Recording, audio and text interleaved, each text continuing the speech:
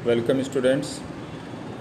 आज का हमारा टॉपिक है रेगुलेटिंग एक्ट। आप सब लोगों को पता है कि प्लासी और बक्सर के युद्ध के पश्चात ब्रिटिश ईस्ट इंडिया कंपनी, जो कि भारत में एक व्यापारिक कंपनी थी, वह भारत में एक राजनीतिक सत्ता बन गई। क्लाइव ने युद्ध के पश्चात जो बंगाल, बिहार और उड़ीसा में उसको जो राजनीतिक लाभ प्राप्त हुए थे, उनको एक प्रशासनिक ढांचा देते हुए बंगाल के प्रशासन को उसने दो भागों में विभाजित कर दिया था, दीवानी और फौजदारी। दीवानी अधिकार ईस्ट इंडिया कंपनी ने अपने पास ले लिए थे और फौजदारी अधिकार बंगाल के नवाब के पास ही रहने दिए थे। किंतु जैसे ही ईस्ट इंडिया कंपनी भारत में एक राजनीतिक शक्ति बनी, इंग्लैंड की पार्लियामेंट में इस बात को लेकर के बहस हुई कि जिस कंपनी को पूर्वी देशों में व्यापार के लिए अनुज्ञा पत्र दिया गया है, वह शासन से कर सकती है। अतः कंपनी के राजनीतिक क्रियाकलापों को वैधानिकता प्रदान करने के लिए ब्रिटेन की पार्लियामेंट ने 1773 ईस्वी में एक एक्ट पारित किया, जिसे कि रेगुलेटिंग एक्ट कहा जाता है। जैसा कि इस एक्ट का नाम है टू रेगुलेट, यानी कि नियमित करना, अर्थात भारत में ईस्ट इंडिया कंपनी के राजनीतिक क्रियाकलापों को वैधानिकता प्रदान करने के लिए, रेगुलर करने के लिए ब्रिटेन की पार्लियामेंट ने एक एक्ट पारित किया, जिसे कि रेगुलेटिंग एक्ट कहा जाता है। यह एक्ट भारत में संवैधानिक विकास की सबसे प्रारंभिक सीढ़ी के रूप में भी जाना जाता है।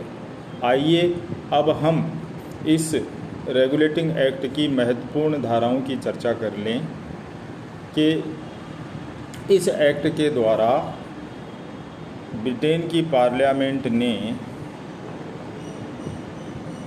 बंगाल में एक गवर्नर जनरल की स्थापना की और इस प्रकार वारेन हेस्टिंग्स भारत में बंगाल में प्रथम गवर्नर जनरल के रूप में नियुक्त हुए। और गवर्नर जनरल की सहायता के लिए पार्लियामेंट ने एक 4 सदस्यीय कार्यकारिणी परिषद का भी गठन किया।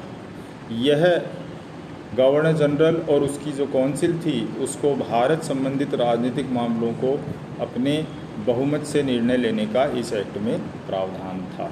इस एक्ट के द्वारा बंगाल और मद्रास की प्रेसिडेंसी के जो गवर्नर थे, उन्हें बंगाल के गवर्नर जनरल के अधीन कर दिया गया और इस प्रकार भारत में एक राजनीतिक हायरार्की इस एक्ट के द्वारा स्थापित हुई। इस एक्ट के द्वारा ईस्ट इंडिया कंपनी की जो प्रशासनिक संस्थाएं थी, बोर्ड ऑफ डायरेक्टर्स और बोर्ड ऑफ कंट्रोल, उनमें भी व्यापक परिवर्तन किए गए। किंतु भारत के इतिहास की दृष्टि से एक्ट के द्वारा भारत में कंपनी के प्रशासन में जो परिवर्तन किए गए या जो धाराएं लागू की गई, हमें उन्हीं पर फोकस करना है। बंगाल के गवर्नर जनरल को भारत में सर्वाधिकार प्रदान किए गए ताकि वह कंपनी के प्रशासन को भली भांति स्थापित कर सके।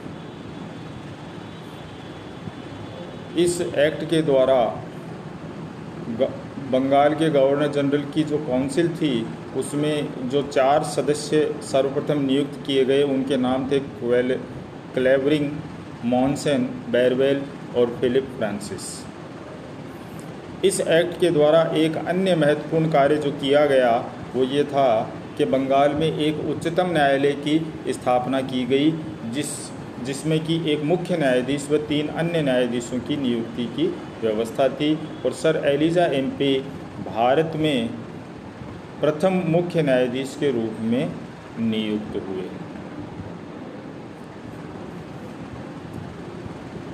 इस प्रकार हम देखते हैं कि रेगुलेटिंग एक्ट के रूप में भारत में संवैधानिक विकास की प्रक्रिया प्रारंभ हुई और 1774 ईस्वी में इस रेगुलेटिंग एक्ट के अनुसार भारत में गवर्नर जनरल ने कार्य प्रारंभ किया। यद्यपि इस रेगुलेटिंग एक्ट में कुछ कमियां थी जिन्हें दूर करने के लिए 1781 ईस्वी में एक संशोधन विधेयक लाया गया जिसे कि एक्ट ऑफ सेटलमेंट का नाम दिया गया।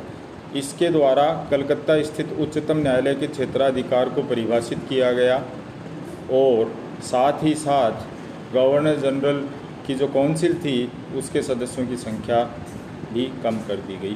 धन्यवाद।